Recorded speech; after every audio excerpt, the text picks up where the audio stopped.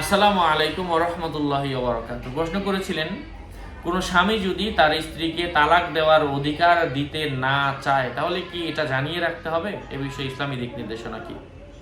আলোচনা বুঝতে এর সাথেই থাকবেন। এখনো চ্যানেলটি যারা সাবস্ক্রাইব করেননি সাবস্ক্রাইব করতে ভুলবেন না। প্রত্যেক ভিডিওতেই বলি, ভেরিফাই চ্যানেলের ডেসক্রিপশন বক্সে ক্লিক করলে পেজ এবং আইডি লিংক আসবে। এই লিংকের বাইরে আমার অন্য কোনো পেজ নেই, আইডি নেই, মনে হোয়াটসঅ্যাপ নেই, টিকটক নেই।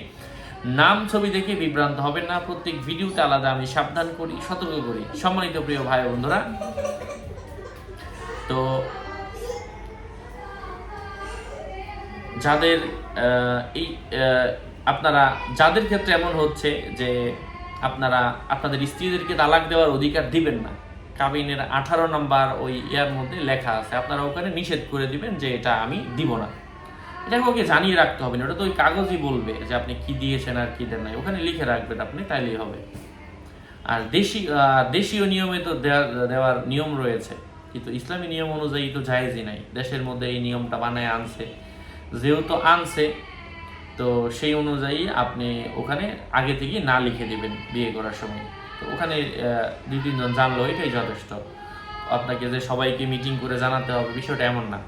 বিয়ের সময় তো যারা আছে তারা এমনিই দেখবে। আল্লাহ আমাদেরকে বোঝার তৌফিক দান করেন। আসসালামু আলাইকুম ওয়া রাহমাতুল্লাহি ওয়া বারাকাতুহু। সকলের মঙ্গল সুস্বাস্থ্য কামনা করে এখানেই শেষ করছি।